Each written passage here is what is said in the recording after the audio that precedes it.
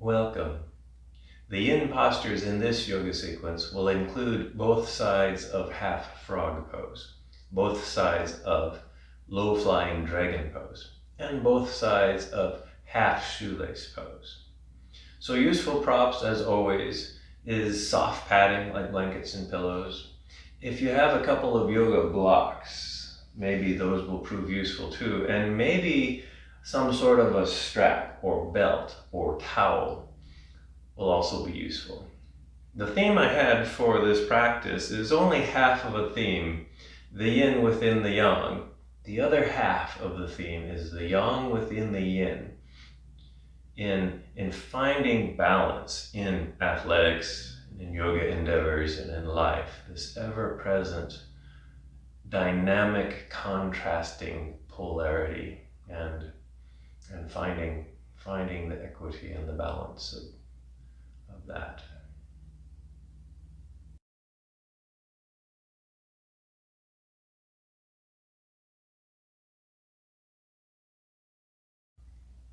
This practice begins with some settling and some breath work.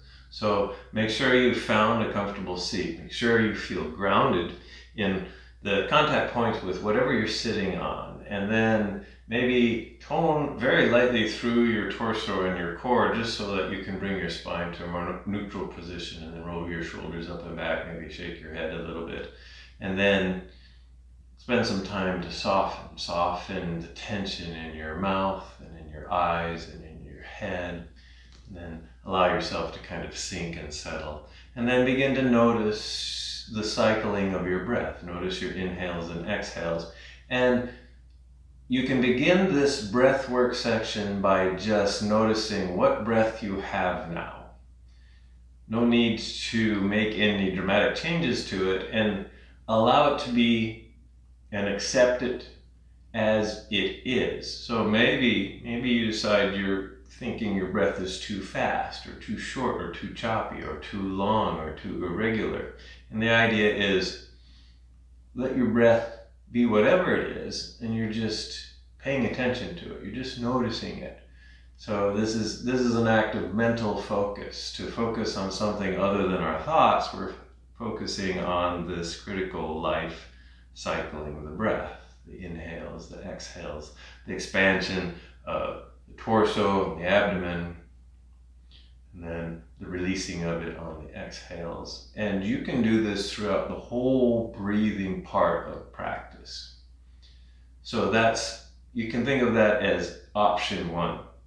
Option two is you actually do manipulate your breath by slowing it down and increasing the length of the inhale, increasing the duration and the length of the exhale, and maybe trying to smooth it out, but only if this is comfortable and stress-free to do this. And if it is too stressful, then this lengthening, maybe don't go so long, maybe shorten the lengthening of the breath, or experiment and just see if there's a longer inhale that you can take here and a longer exhale that you can take here. And this is finding your lengthened breath here. So again, natural breathing or this longer breathing. So that's option number two, is the lengthened breath. If you're wanting something a little bit more complicated and a little bit more challenging, you can try this third option.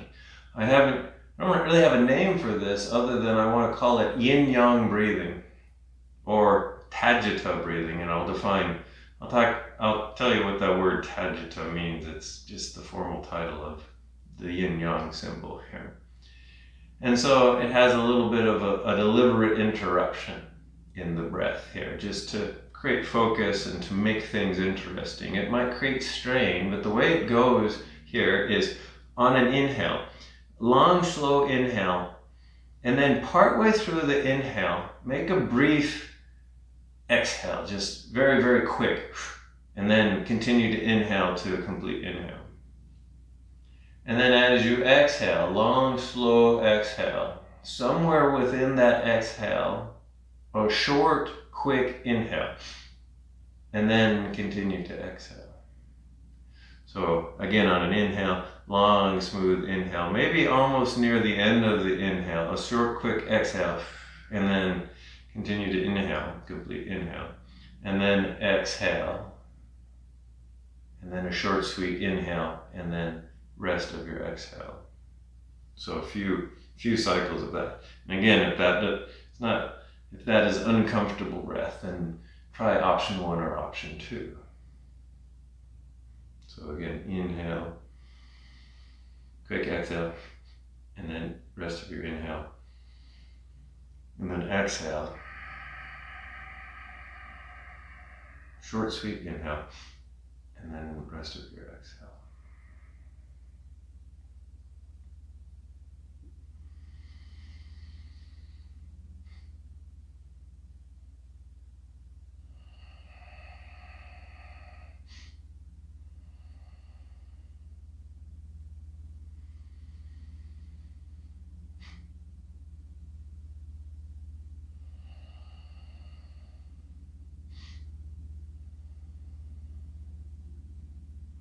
And you can continue this for maybe a couple more rounds, or maybe you're tired of that and you just want to do some natural inhales to bring back balance into your breath.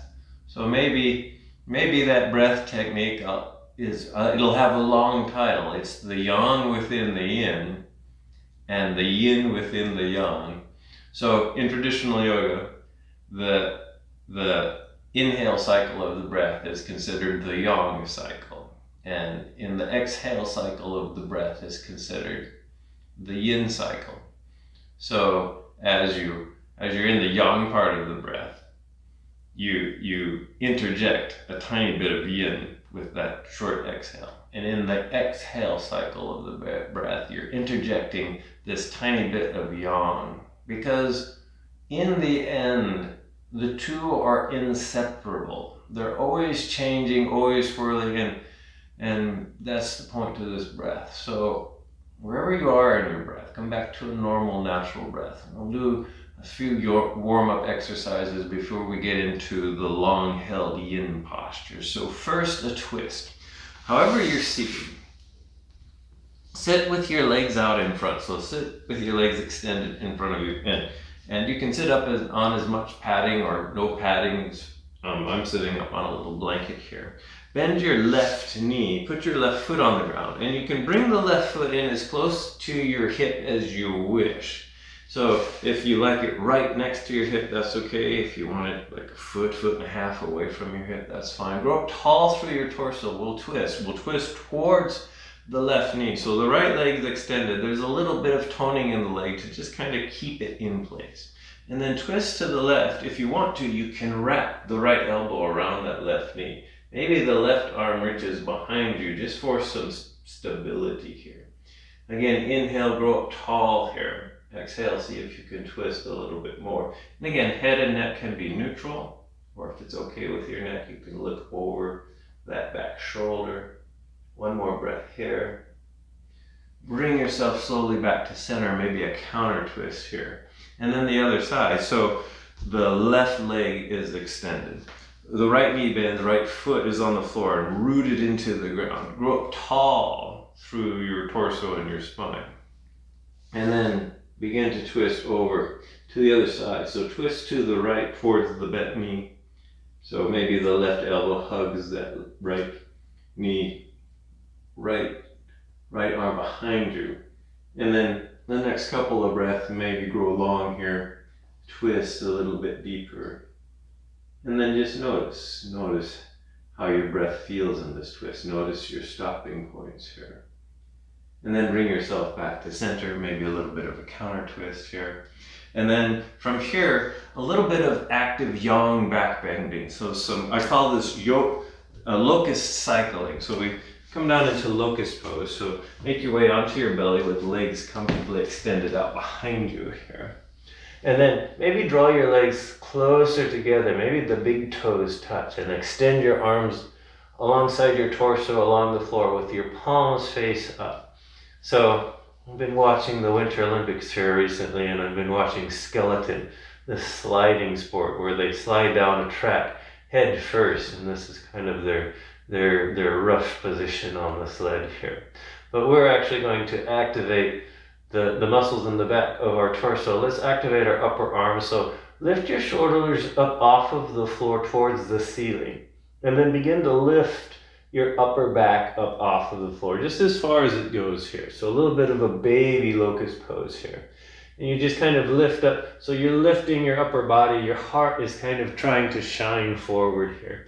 Head and neck can stay neutral, and then lower everything back to the ground. We'll do this 3 more times with maybe a few options, maybe no options on this next time. So on this next time, inhale, use the inhale to lift your heart up off the floor. Shoulders are lifting too, and if you want to, you can raise your arms and your hands slightly up off of the floor too. And then slowly lower everything back down to the ground here. So then this third cycle, when you're ready, go ahead and begin to lift on an inhale. Lift your upper body. And if you're wanting a slight more challenge, maybe start lifting your legs here. So lift as high as you go here. And then slowly lower yourself back down. On this final one, you can just do your favorite version of Locust Pose, or if you want to, you can add cactus arms here. So make cactus arms, elbows bend at 90 degrees, shoulders out wide here. And then on your inhale, lift your arms, cactus arms up, shoulders lift up, heart lifts up. And if you want to, you can lift your legs up here. And just notice the effort in your back body. And then lower everything back down to the ground. Maybe take a resting breath or two here. And then slowly bring yourself up. That was the warm-up. So we'll get into the first yin posture. The first yin posture is half frog pose. So come to seated, legs out in front. Extended here like we did for the twist here. For half frog, and you can sit up in as much height as you want to. Bend the left knee and bring the left foot, the left shin on the outside of the left hip. Left knee can go out as wide as it needs to. It can float. You can put padding underneath this knee. This is deep flexion for this knee. So you want to see how this knee feels here. We're internally rotating this thigh here. And that's the point to half frog. I'm glad you can't see my foot here because it doesn't matter. You take the most comfortable orientation of your foot. You might have to put padding underneath that ankle. Right leg is extended. It's soft, so it can, my leg likes to externally rotate like this. So this is where my leg is going to end up. See how this feels. If this is pretty intense but not painful, this is maybe where you stay. If it's not working for you, if your leg can't rotate and there's too much torque in this knee or this ankle, or there's some other issue that's creating injury and pain, an alternative is half butterfly. So a half butterfly is a different posture, but maybe it's more accessible for you. So for half butterfly, you bend the left knee, draw the left foot in towards the center of your hips here. And you do this until it stops, and maybe you have to put padding under this knee. So this is half butterfly. This is a lovely alternative if, depending on how you're built, if half frog doesn't work. Otherwise, the second step in either half butterfly or half frog is to fold forward. By the way, you can adjust the angle of these legs however you would like here. And then you can put padding underneath your torso. You can put bolsters or couch cushions or pillows underneath you if you need to. Or maybe blocks to hold your head and your neck up if they don't like to hang forward here. And this is where we'll actually stay for a few minutes here. So I'll remind you of the principles of yin. The first principle is called finding your edge. This is sort of a universal idea in all of yoga practice, is you're trying to find your stopping point, your shape, your place where you start to feel resistance and pressure and traction in any pose. That's your edge, and it takes time and experience and practice to figure out where those things are, and that's the practice. That's the practice, is to figure out, okay, when do I actually stop, and what is appropriate for me? Maybe I can't go as far. Maybe I stop a lot sooner. Maybe I can keep going. Maybe I'm a little bit shy and could go farther. So this is finding your edge here. Second principle is become still, and that's just a commitment. This is the self-discipline of this practice. It's sort of a commitment to stay in the posture for longer than we're normally used to staying in a posture. So here we'll stay for a few minutes. It's been a minute so far. I'll try to stay here for a little bit more than a couple more minutes here. So this is where you notice the physical sensations. Notice your breath. Notice your thought process here. Are your thoughts getting desperate because there's a lot of desperate physical sensation going on? And can you find a better balance to that? Maybe you have to back off. Or maybe you're not feeling anything and you're getting distracted because you're getting bored, because you haven't gone deep enough. You're not feeling enough here. And then the final principle is time. We'll go ahead and spend a time where we've been here for 2 minutes now. So about 1 more minute or so. And you're trying to find the balance. Trying to find your edge is actually a balance point. And this is maybe one way to think about it is think about the fundamental principle in that came from Eastern philosophy, Asian philosophy. This is a philosophical and psychological point that was developed by the Taoist philosophy here. And they sum it up in this symbol, this iconic symbol that is now very common in the West. It's this circle with these two swirling black and white characters in it. And then there's the opposite dot in either side. So there's a black dot on the white side, and there's a white dot on the black side, and then there's a swirling line that delineates the two. We Westerners call that the yin-yang symbol, but the true name of it, which we don't hardly ever use in pop culture, is the Tagita, which I referenced in the introduction to this practice. So that's the Tagita symbol. There's no quiz at the end of class, so you don't have to remember what that was. But all of us have seen, somewhere along the line, we've seen that black and white swirl. And that's the Taoists trying to get across the idea of this principle of balance, that yin and yang, these two perspectives that are constantly in dynamic motion, or constantly changing here. We're going to constantly change out of this posture too. So just one more breath here in half frog or half butterfly, and then slowly bring yourself up. You can lean away from the bent leg to release and relieve that bent leg, and give yourself some time to kind of feel the reverberation of that posture. The counter pose I'm going to suggest is reclined windshield wipers. Since this was internally rotated, bend your knees, feet far apart, and then allow your knees to fold over to the right. This will externally rotate this leg, and maybe just notice if that felt good to do that. And then maybe go back and forth and see which feels better at the moment. The external rotation, this is internally rotated.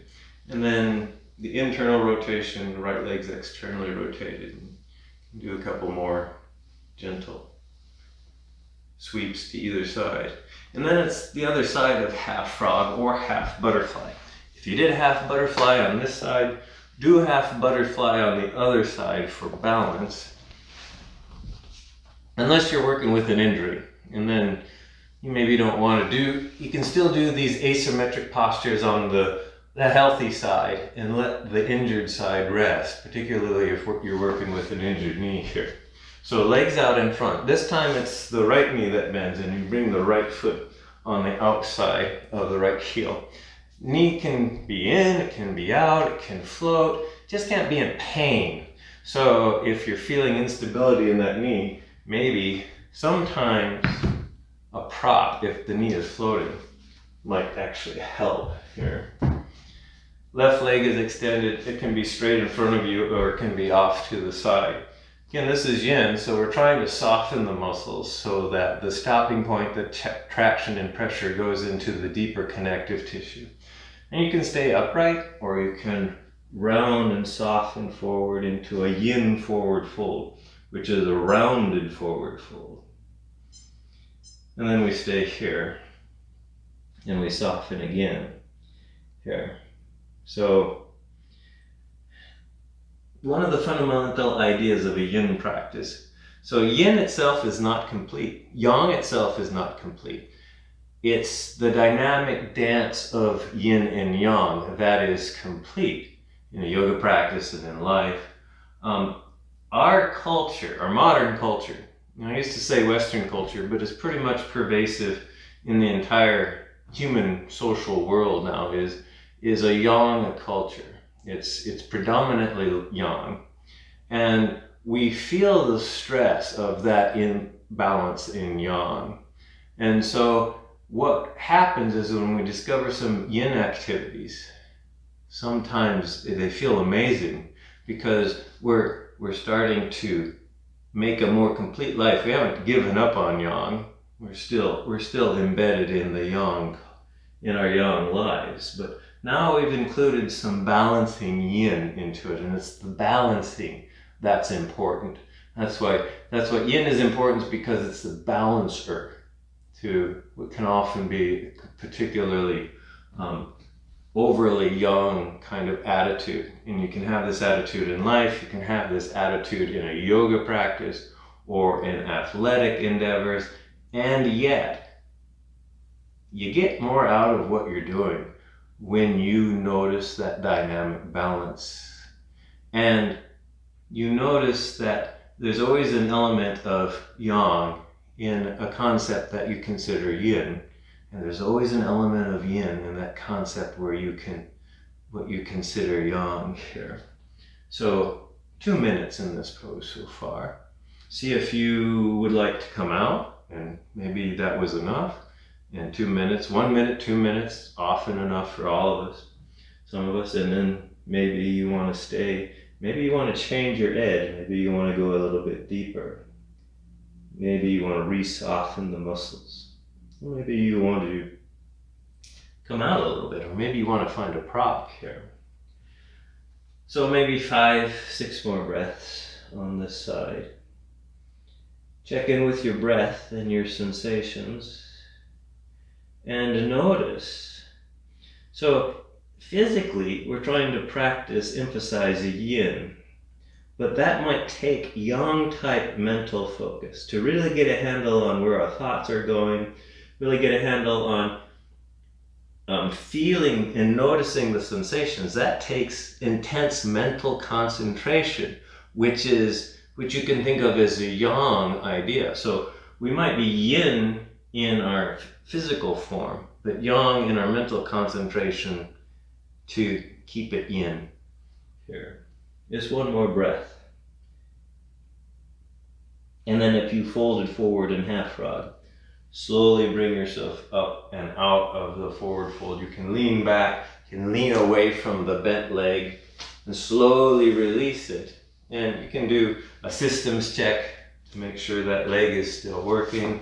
You can do gentle windshield wipers. This is all just kind of suggested counter pose movement that you can do here. And then from here, the next long-held yin posture is dragon or low-flying dragon pose. What might be useful here are a couple of blocks, particularly if you're doing dragon pose. So you need support for your hands and your arms. So for dragon, you'll come to hands and knees. You'll come into table pose and give yourself all the permission you need to put extra padding underneath those knees if you need them here. And then bring the right foot up between your hands. Inch the left knee back. Come into this low lunge. So this low lunge is dragon pose.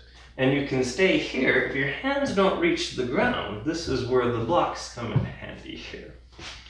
So allow yourself to sink and settle into dragon here. I often I've been watching the Winter Olympics here, and I'm watching the curlers throw curling stones, and they come into a really deep dragon pose when they're throwing, when they're kind of moving a very slow and subtle stone. You can see them just sliding across the ice in dragon pose here. Or I'm going to suggest low flying dragon, if you like low flying dragon. So for low flying dragon, move this forward foot, this right foot out to the right, and maybe point it out to the right a little bit if that accommodates your joints a little bit better. Swing the right arm on the inside. See how this feels. Maybe you stay up on straight arms, or lower yourself down onto your elbows, and maybe you need to have blocks underneath your elbows, or maybe you can bring your elbows all the way down onto the floor. And this is where we'll stay for a few minutes here. So find your breath. Take some time to note how this is feeling. So for some of us, dragon pose is not going to work. It's going to generate too much pain, too much trauma, too much injury. So a good alternative for this posture is, the common name is half happy baby pose. I like to call it inverted dragon because it kind of looks like a 180 degrees inversion of dragon pose. So you make your way gently onto your back, left leg's extended, bring your right knee into your torso. You can do this in stages. Hug your right knee in. Maybe this is enough. Or raise the shin so the bottom of the foot points up towards the ceiling. Clasp the shin or the ankle, or if you can find it, the bottom of the foot, and let the right knee just kind of ooze down towards the floor as far as it goes here. And then you're just holding that foot. This is maybe a good example of having a combination of yin and yang. So the yin posture is in the hips here, and in the psoas of the extended leg. The yang might be keeping your hands, like you're yang in your arms and your hands, because you're using muscles to hold that leg, that foot in place. So that's where there's this dance between these contrasting polarities here. Otherwise, I'll come back to low flying dragon here. Get back into my curling stance practice here for throwing stones here.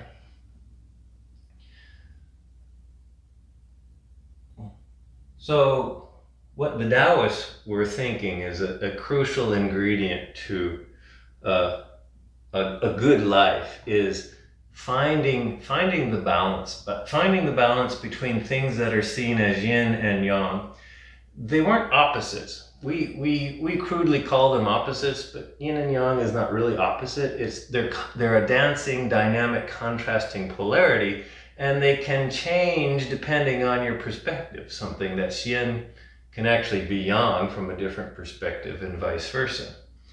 And we're constantly trying to balance, and it's the balance of those that creates what the Eastern philosophers consider is a good life. It's like if you're just all yang, that's so unbalanced that you might have issues. And if you're all yin, you also have issues because it's an imbalance. And the idea is to constantly find the balance, which is often changing. And that's where the dynamic balance comes in. That's why there's a swirl in the Tagita. It's not a concrete yang and concrete yin. It's like they're constantly swirling between one another, and there's an element of the opposite in each one. So one more breath here. And then slowly come out. Make your way back onto either hands and knees. You can come back through dragon if you wish to, normal dragon. And for a counter pose here, you can just kind of rest or wiggle around. I'm going to suggest downward facing dog is kind of a yang counter pose to the yin dragon. So plant your hands, tuck your back toe, and then press yourself up into downward facing dog here. Maybe stay here for a couple of breaths and feel the rootedness in your feet and your hands, the extension, the muscle engagement in your arms and your legs.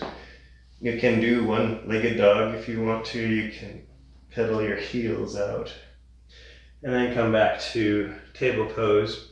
Now it's the other side of dragon or low flying dragon or inverted dragon here. So the left leg is bent and foot is forward. Right knee is extended here.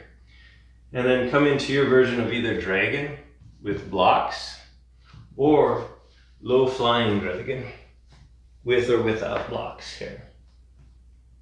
And then settle in here. Back off if you're feeling too much. Go deeper if you're not feeling enough. This is part of that dynamic element. So you're using your yang thought process to create concentration and focus. And I've been noticing this again and again in athletics, where we might think of athletes as these very fit young people. And yet, in order to apply their craft, their skills, their talents, and their performance, oftentimes they have to tap into a dynamic element of yin to really maximize their yang performance.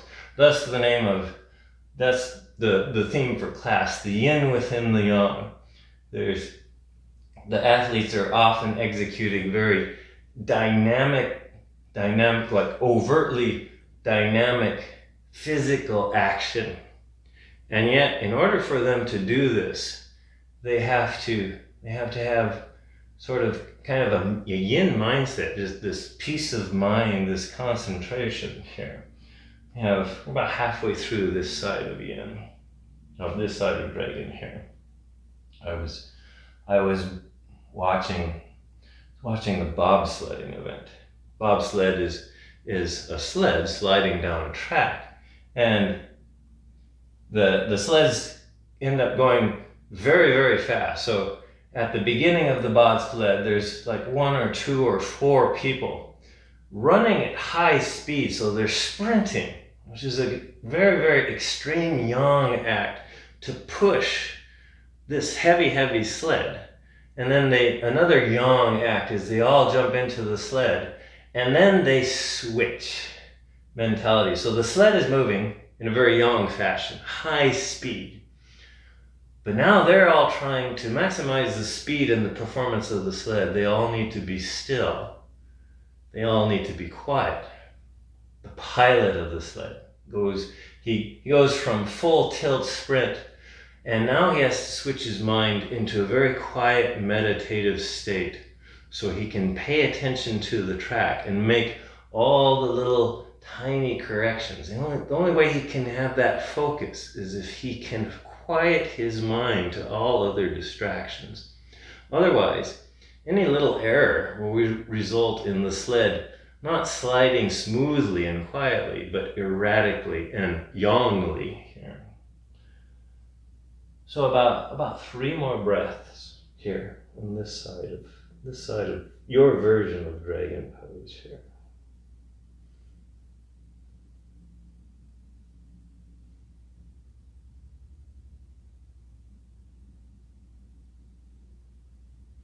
When you're ready to come out, slowly bring yourself up. If you're in low flying dragon, maybe come back to regular dragon.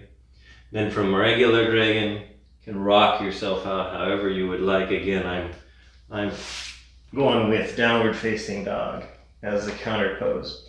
But if you have some other kind of way to work out the stagnation, the stiffness, the kinks out of dragon, then go ahead and do that for a moment, and then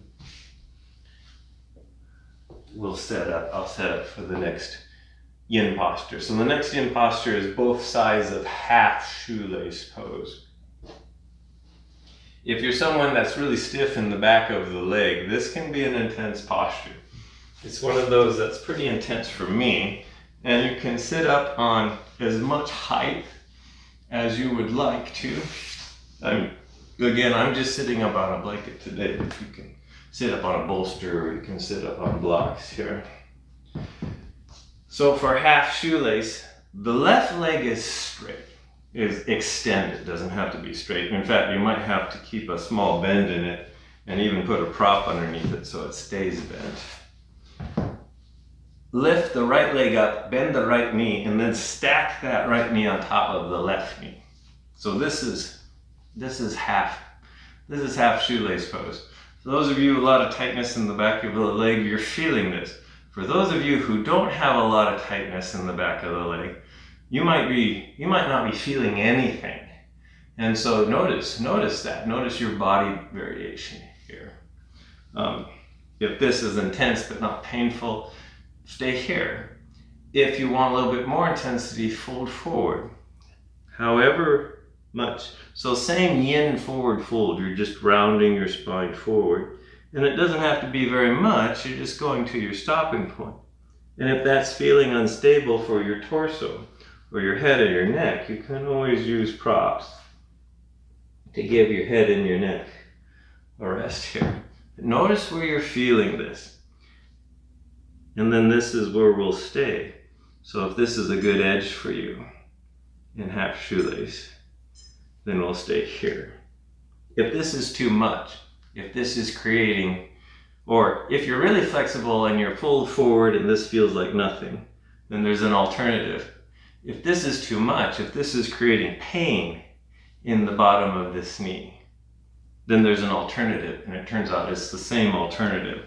So if you need a modification, come out of this pose. Make your way onto your back, find that strap or belt that I was suggesting. And then right leg is straight.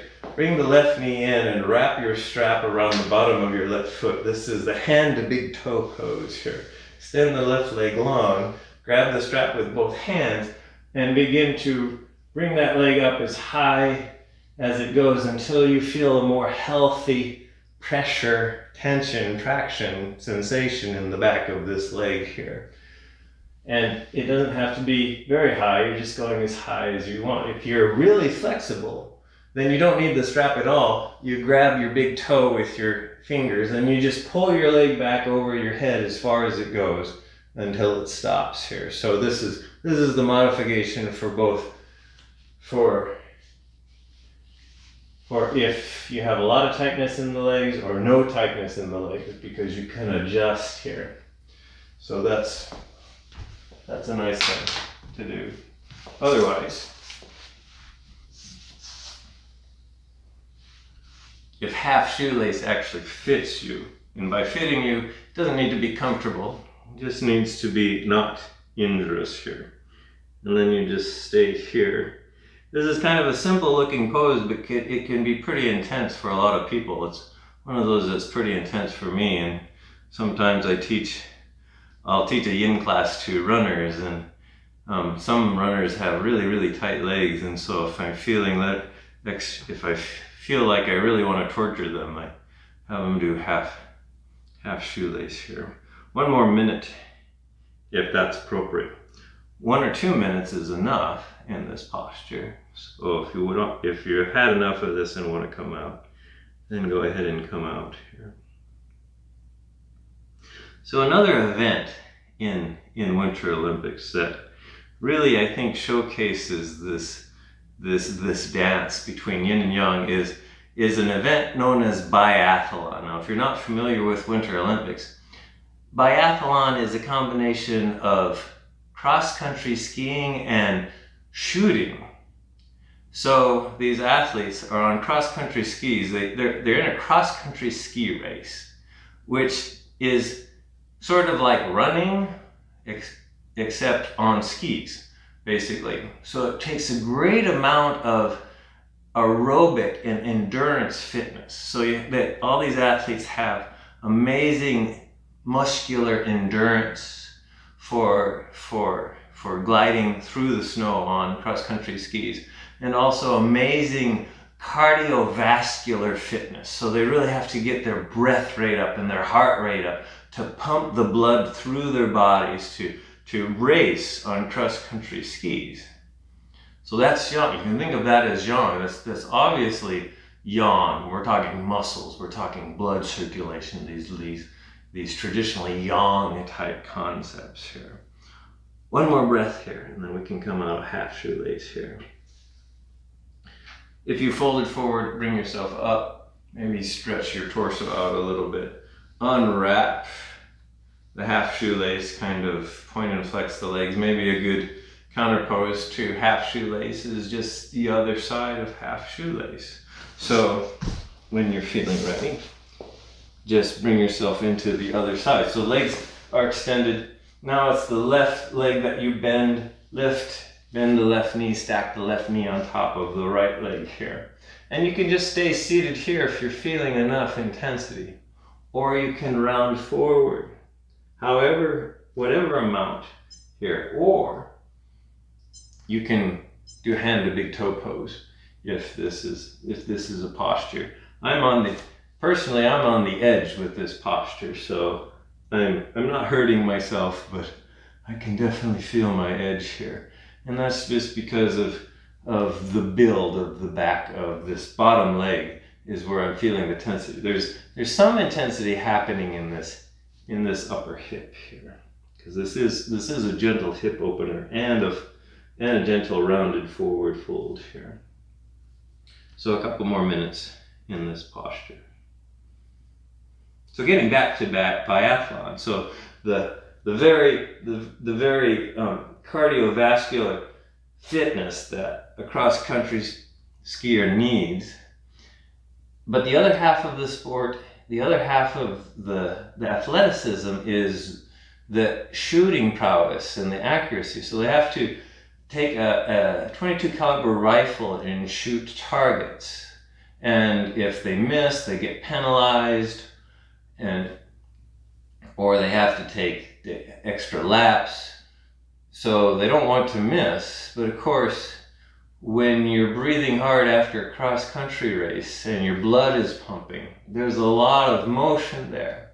And so these athletes have to be able mentally to slow down their breathing and their heart rate so that they can hold the rifle steady enough for an accurate shot.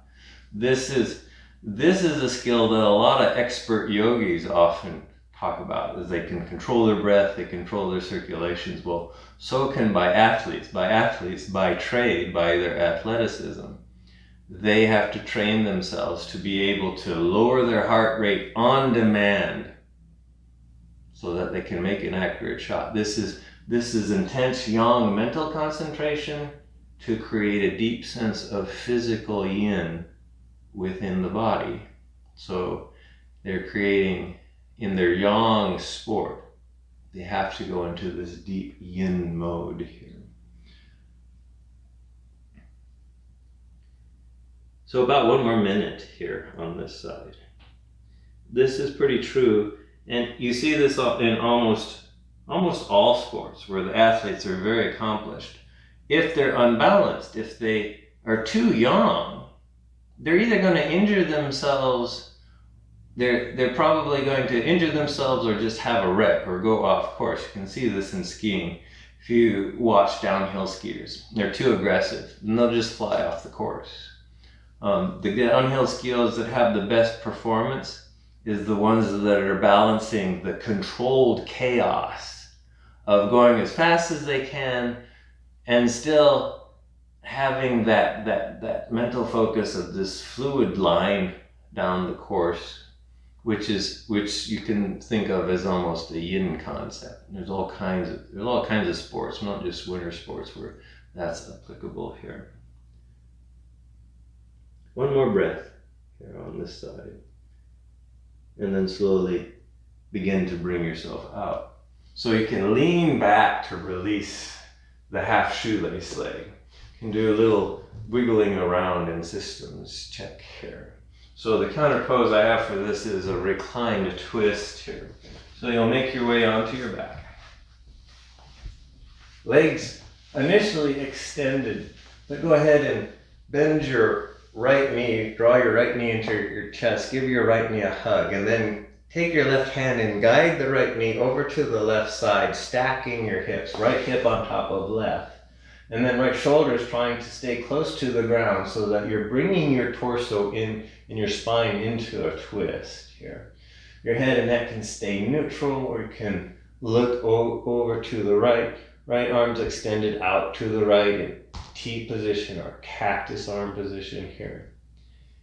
And this is a counter pose. We're just here for a few breaths, maybe one more breath on this side.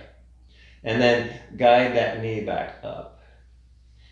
Lengthen out through the right leg. Bend the left knee, draw the left knee in. And now draw the left knee over to the right side, stacking the left hip on top of the right, extending the left arm out to the left. Left shoulder and upper body is trying to ooze back towards the floor so that you can feel the twist, the spinal twist in your torso here. And just stay here for maybe another breath or so. And then bring that knee back up. One final integration before we come into our resting pose. How about happy baby pose? So bend both knees, draw them into your chest. Maybe clasp your knees or your shins, give everything a nice hug. And you can stay here or you can come into happy baby. Bring your knees apart a little bit. Weave your hands in between your legs and either grab your shins, your ankles, and the bottoms of your feet. And then point the bottoms of your feet up towards the ceiling. Can press with your hands to press the feet, shins, and knees towards the ground on either side of your rib cage here. And just kind of feel the opening in the hips. You can stay still, or you can rock from side to side. You can kind of give the low back a gentle massage here. If you're rocking back and forth, come back to stillness. Release the legs, maybe give the knees one more hug. And then for the next few moments, the next few breaths, any sort of free-form yoga that you would like to practice to work out kinks and imbalances. Find things that create balance for you here before we get into our final posture. And then when you're ready, settle down into a resting pose. It can be your favorite restorative posture. Legs up the wall or recline the butterfly. I think I'm just going to suggest a traditional Shavasana pose, which is just lying on your back, arms and legs extended. Legs far enough apart so that you can kind of flop your feet, and then legs flop however they want to. Arms far enough from your waist so that your palms can rotate and face up towards the ceiling. Head and neck are comfortable and neutral. Give yourself permission to put a pillow underneath your head. If you're getting chilly, give yourself permission to put blankets over yourself or extra clothing here. In other words, make this comfortable, this final resting posture. And then soften. Let go of the efforts of your practice. Let go of the mental effort. Allow yourself, give yourself permission to just be here. For a lot of people, this is the most difficult posture. It's difficult because we're trying, this last resting pose is the most yin of all of the postures. And yet what happens is the mental processes begin to get a little bit too yang, right? We're trying to stay still and calm and awake and aware, and yet for some of us, our mind starts to race. It wants to go into a mega yang state. And the first thing to do is to notice that and to acknowledge it. And to notice the breath that's always in this equitable yin and yang cycle, this cycle of inhaling yang and exhaling yin,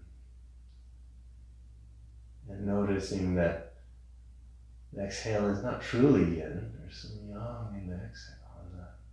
Inhale is not truly yang, there's some yin in the inhale. And our thoughts are not always yang. Sometimes there's moments of calm and passivity. in between the storms. There's the storm of thoughts and there's the calm of thoughts. And yoga is the practice of just noticing the storm and noticing the calm.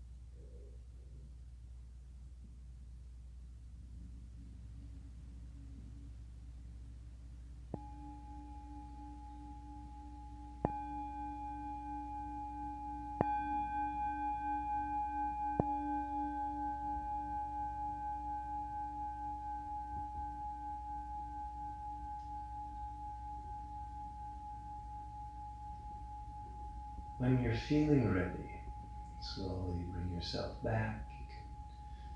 You can begin to make little motions with fingers and toes. Move that motion up into hands and to feet, to arms and to legs.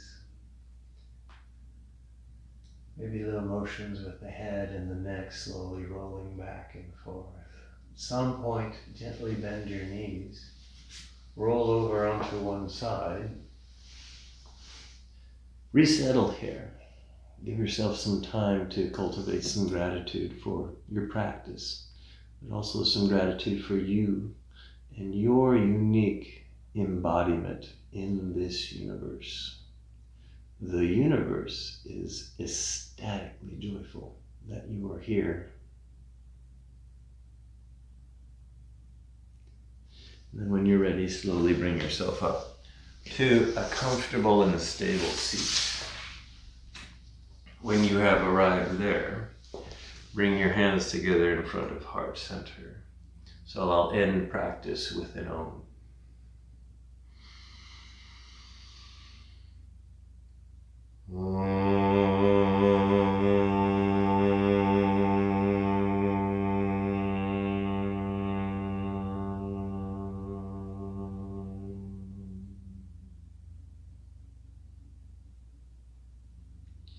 The inner light in me honors the inner light in you.